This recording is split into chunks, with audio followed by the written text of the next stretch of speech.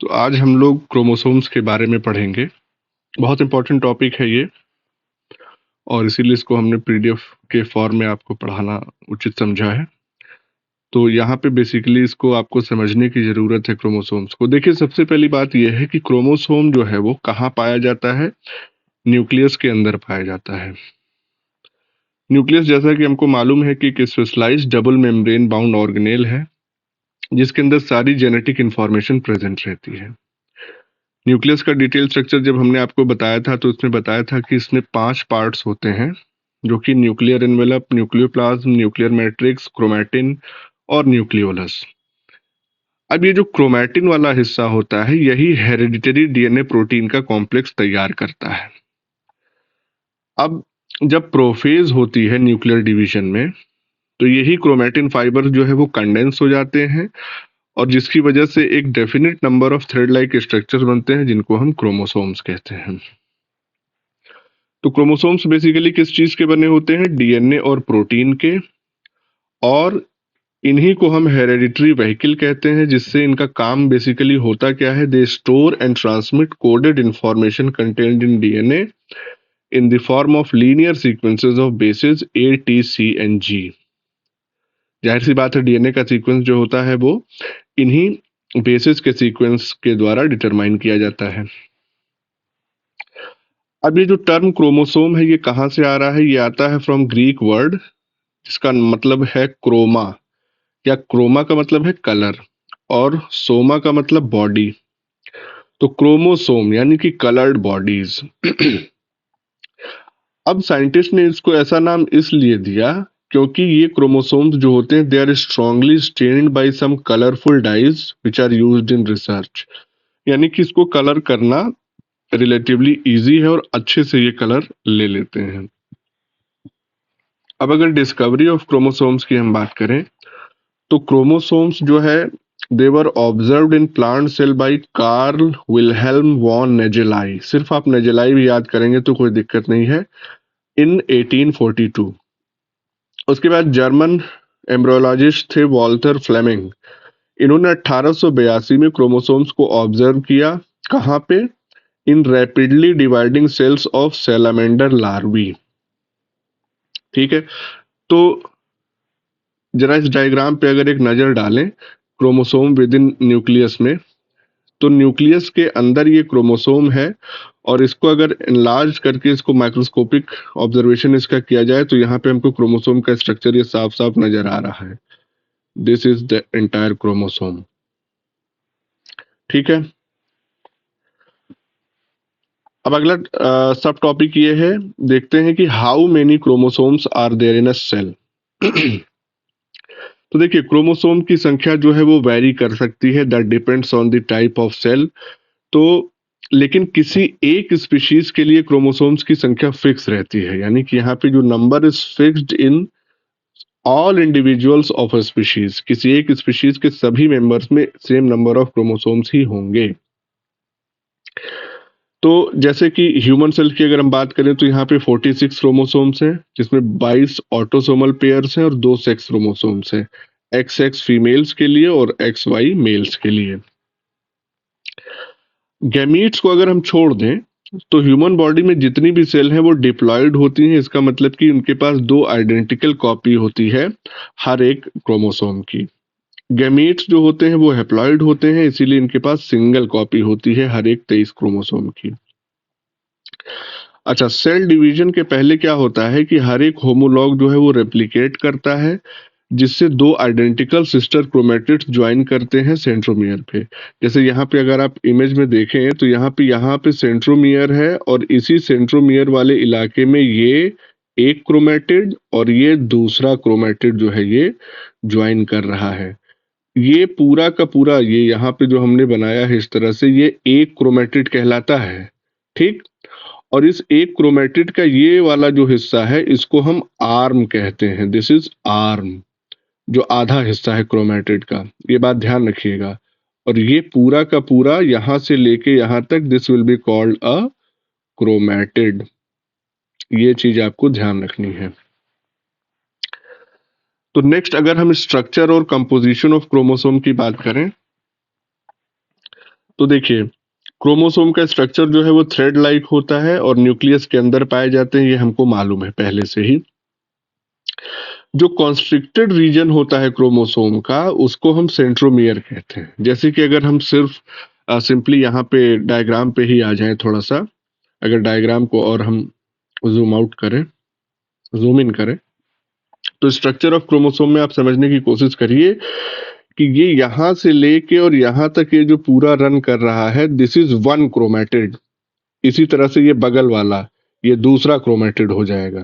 ठीक, तो ये दोनों क्या हो गए, एक ही क्रोमोसोम में पाए जा रहे हैं, तो ये दोनों क्या कहलाते हैं, they are called sister chromatids, यानी कि basically they are two identical chromatids and one is an exact copy of the other and each contains one DNA molecule। यानी हर एक क्रोमेटिड में एक डीएनए मॉलिक्यूल प्रेजेंट होता है, या एक डीएनए मॉलिक्यूल कंडेंस होके एक क्रोमेटिड बनाता है। इसी तरह से ये है आर्म, इतना हिस्सा जो है दिस इज कॉल्ड आर्म, और इसको पी आर्म कह रहे हैं क्योंकि ये शॉर्ट आर्म है, छोटी वाली आर्म है। इधर ये अगर देखेंगे तो ये लंबी आर्म है, ठीक है ना, तो इसको हम क्यू आर्म कहते हैं, लॉन्ग आर्म स्ट्रक्चर। इसका मतलब क्या हो गया कि वन क्रोमेटिड, अगर एक क्रोमेटिड है तो it is equal to two arms. एक क्रोमेटिड में दो आर्म्स प्रेजेंट होती हैं, और वो दोनों आर्म्स कौन कौन सी हैं, P arm and Q arm, यानी कि short arm and long arm.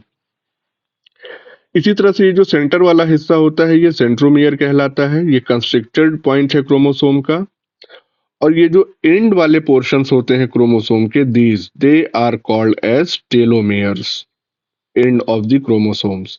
तो चाहे इस एंड की बात करें चाहे इस एंड की बात करें, they are called as telomeres. तो ये बात समझ में आ गई। अब ध्यान दीजिए, यहाँ पे सैटेलाइट क्रोमोसोम का एक स्ट्रक्चर बना हुआ है। सैटेलाइट क्रोमोसोम का मतलब क्या हो गया कि यहाँ पे एक कॉन्स्ट्रिक्शन तो ये बीचों बीच है, जिसको हम क्या कह रहे हैं, सेंट्रोमियर। एक्चुअली में इस सेंट्रोमियर वाले कॉन्स्ट्रिक्शन को हम लोग प्राइमरी कॉन्स्ट्रिक्शन भी कहते हैं। This is also known as primary constriction. लेकिन यहाँ पे हम देख सकते हैं कि एक सेकेंडरी कॉन्स्ट्रिक्शन भी हमको नजर आ रहा है अपार्ट फ्रॉम प्राइमरी कॉन्स्ट्रिक्शन, और secondary constriction is very close to the end of the chromosome, या टेलोमियर के पास ये सेकेंडरी कॉन्स्ट्रिक्शन हमको नजर आ रहा है। इसकी वजह से होता क्या है कि ये जो बचा हुआ हिस्सा है क्रोमोसोम का, ये मेन बॉडी ऑफ क्रोमोसोम से काफी दूरी पे एस्टेब्लिश हो जाता है। और कोई भी चीज अगर मेन बॉडी से दूर रहती है तो उसको हम सैटेलाइट कहते हैं। जैसे मान लीजिए ये अर्थ है और यहाँ पे मून है, तो जाहिर सी बात है अर्थ और मून के बीच में डिस्टेंस बहुत ज्यादा है, इसीलिए मून को हम क्या कहते हैं, it is the natural satellite of earth. तो कोई भी चीज अगर मेन बॉडी से दूरी पे स्थित है तो that will be called as satellite. और ऐसे सभी क्रोमोसोम्स जिसमें ये सेकेंडरी कॉन्स्ट्रिक्शन भी प्रेजेंट होता है, उनको हम लोग सैट क्रोमोसोम या सैटेलाइट क्रोमोसोम्स कहते हैं। अगर हम ह्यूमंस की बात करें तो ह्यूमंस में क्रोमोसोम नंबर 13, 14, 15, 21, 22 ये क्या है, सारे के सारे सैट क्रोमोसोम्स के एग्जाम्पल हैं। ठीक। अब ये मेटाफेज का क्रोमोसोम है। मेटाफेज ही वो फेज होती है जहां पे हम क्रोमोसोम के स्ट्रक्चर को बहुत अच्छे से स्टडी कर सकते हैं। तो ये एक मेटाफेज क्रोमोसोम का यहाँ पे डायग्राम दिया हुआ है। यहाँ पे आप देख सकते हैं कितना हाईली कंडेंस्ड जो है वो क्रोमैटिन थ्रेड फॉर्म हो रहा है, और ये हाईली कंडेंस्ड क्रोमैटिन थ्रेड जो है वो कंडेंस होने की वजह से ही एक एक पूरा क्रोमैटिड तैयार कर रहा है। ये जो क्रोमैटिन का थ्रेड है वो पूरा क्रोमैटिड तैयार कर रहा है, और इस तरह के दो थ्रेड जो है वो मिलके पूरा क्रोमोसोम तैयार कर दे रहे हैं। ठीक है, तो अगर अलग अलग पार्ट्स की हम बात कर लें यहाँ पे क्रोमोसोम की, तो यहाँ पे आर्म्स की बात करते हैं, शॉर्ट एंड लॉन्ग आर्म्स। तो ये जो सेंट्रोमियर होता है यही क्रोमोसोम को डिवाइड कर देता है इनटू शॉर्ट यानी पी आर्म और लॉन्ग यानी क्यू आर्म। अब सेंट्रोमियर वाला जो हिस्सा है, इस सेंट्रोमियर वाले हिस्से के बगल में ये जो आप देख रहे हैं प्रोटीनेशियस मॉलिक्यूल्स, ये या प्रोटीनेशियस स्ट्रक्चर्स, इसको हम कहते हैं काइनेटोकोर। तो काइनेटोकोर बेसिकली है क्या? It is a complex of proteins associated with centromere of a chromosome. और इस काइनेटोकोर का काम क्या होता है?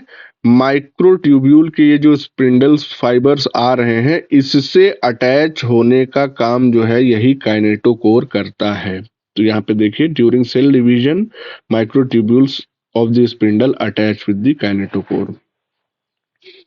फिर हम आते हैं तीसरे पार्ट पे, यानी कि सेंट्रोमियर पे।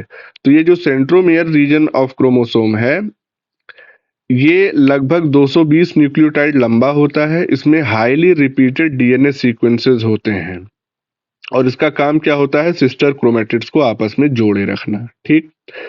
माइटोसिस के दौरान स्पिंडल फाइबर्स जो है वो सेंट्रोमियर से कैसे अटैच होते हैं? Via kinetochore. काइनेटोकोर की हेल्प से ही ये माइक्रोट्यूब्यूल्स जो होते हैं वो सेंट्रोमियर वाले इलाके से अटैच हो पा रहे हैं। अगर सेंट्रोमियर नहीं है किसी सेल में तो सेल साइकिल प्रोसीड नहीं करेगी। इसके बाद जो लास्ट पार्ट है क्रोमोसोम का, दैट इज टेलोमियर। तो ये होता है टिप ऑफ ईच क्रोमोसोम।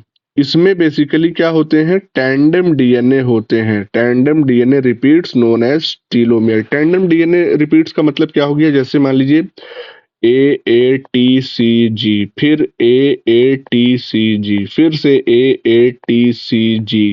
इसी तरह के सीक्वेंस अगर लगातार रिपीट होते रहते हैं तो they are called as tandem repeats, यानी एक के बाद एक ऐसे रिपीट होते रह रहे हैं सीक्वेंसेस।